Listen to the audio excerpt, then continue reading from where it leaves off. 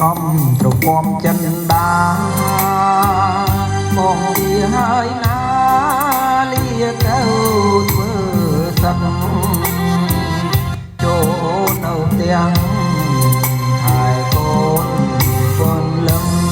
បងទៅធ្វើសឹកលេងចោល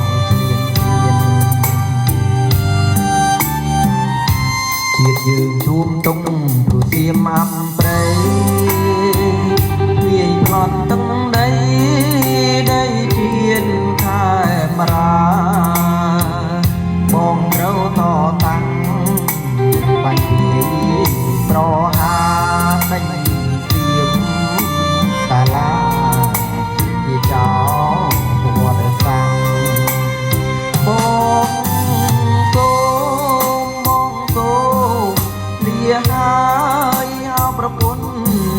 បងអើយកុំឡាយពៅនៅកោកតាបងទៅ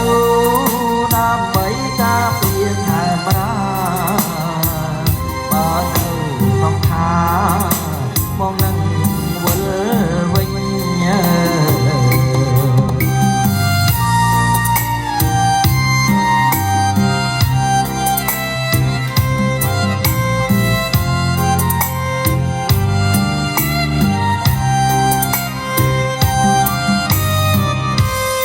ចិត្តកងតោ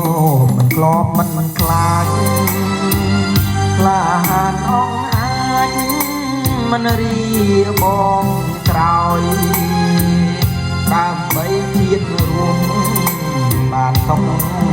សប្បាយជូនខ្មែរ